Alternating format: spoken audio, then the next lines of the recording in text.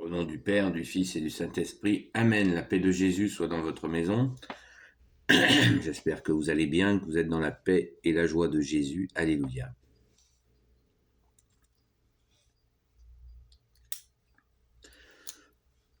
Alors, au Grand Saint-Jean, hier c'était la fête de Saint-Jean. Donc, j'en ai pas parlé hier et j'en parle aujourd'hui. 27 décembre, la fête de Saint-Jean l'Évangéliste. On a beaucoup parlé de Saint-Jean-Baptiste et des fois il y en a qui confondent, qui disent Saint-Jean sans préciser duquel il parle. Les feux de la Saint-Jean, par exemple, se font donc fin juin, au solstice d'été, puisqu'on parlait solstice hier. Eh bien, c'est la fête de Saint-Jean-Baptiste qui marque ce temps où la lumière va commencer à baisser. Donc, encore une fois, la fête de Saint-Jean-Baptiste n'a pas été placée au hasard. Ça montre bien qu'il faut entretenir le feu. Le feu, c'est là le symbole des feux de la Saint-Jean, car les jours vont raccourcir. Donc avec Saint Jean-Baptiste qui annonce Jésus.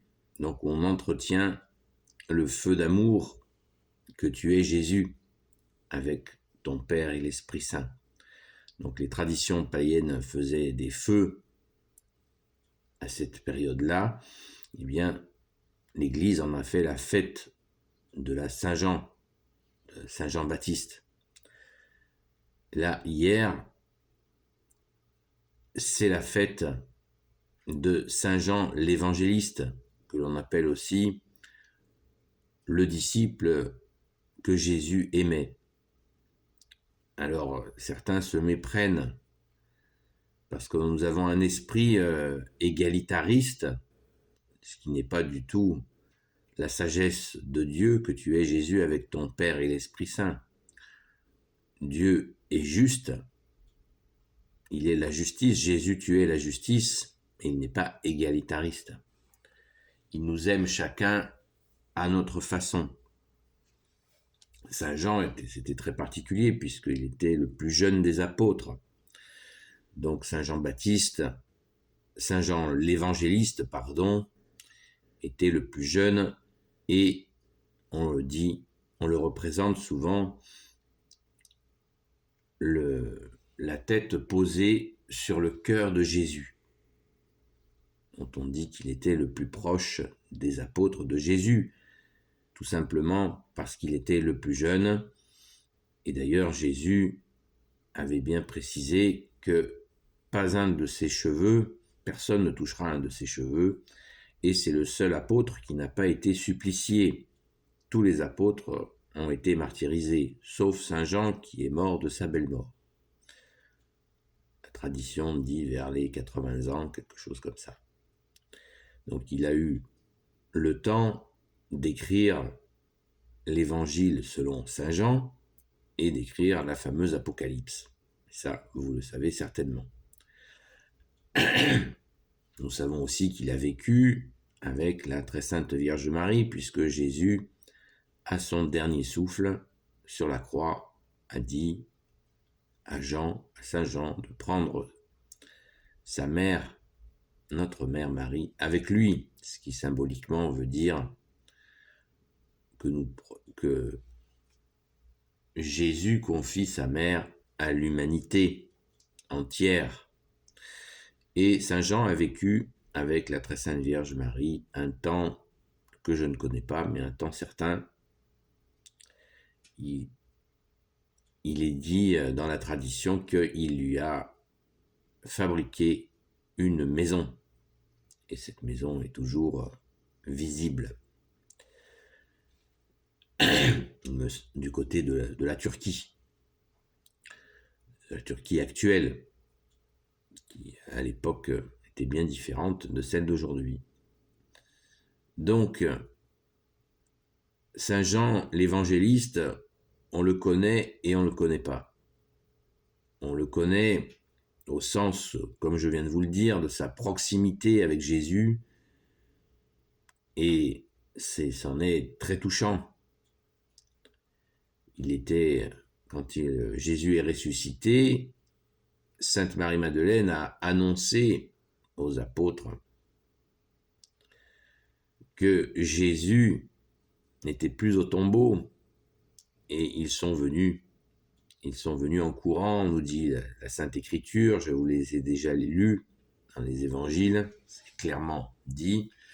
Saint Jean courait le plus vite, il le dit de lui-même, et était le plus jeune.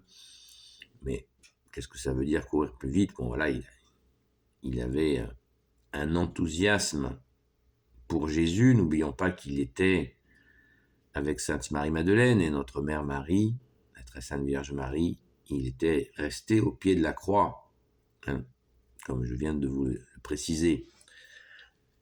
Donc la fidélité de Saint Jean, de Sainte Marie-Madeleine, notre chère sainte patronne, est vraiment un exemple pour nous, cette fidélité. Maintenant, il faut faire attention par rapport à ce que l'on dit de Saint Jean, car il y a des personnes qui ont utilisé l'évangile de Saint Jean, qui est en fait très spirituel. Sur les 4, c'est le plus spirituel.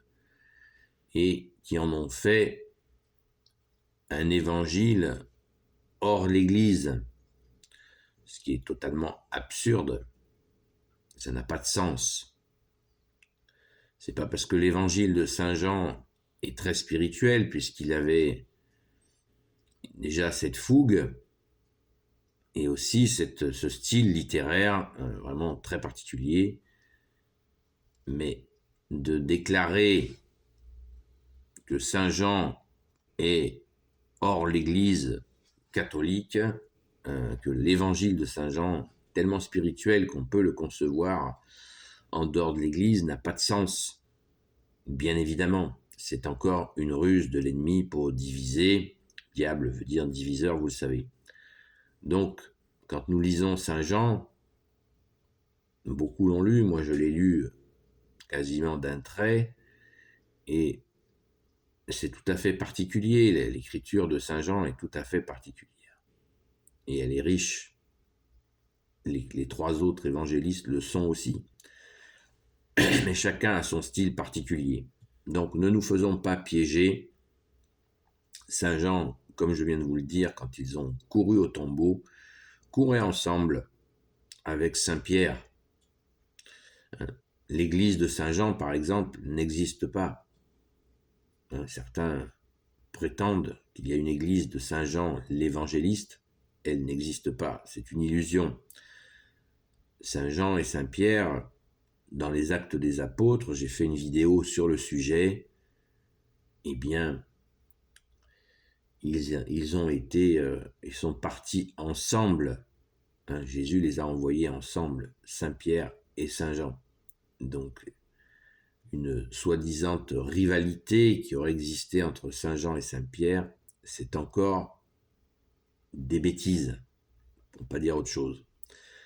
Donc ne nous faisons pas piéger en croyant des rivalités qui n'existaient pas. Les apôtres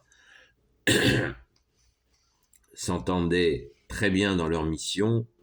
Peut-être qu'il y avait des différences de caractère, ce qui est tout à fait logique, puisque Jésus a choisi 12 apôtres très différents. Alléluia, merci Jésus. Apôtre veut dire celui qui est envoyé. Le disciple, c'est celui qui apprend. Donc n'hésitons pas à dire de nous-mêmes que nous sommes disciples de Jésus. Moi je me sens très bien disciple de Jésus, j'apprends tout de Jésus. Merci Jésus, notre seul maître.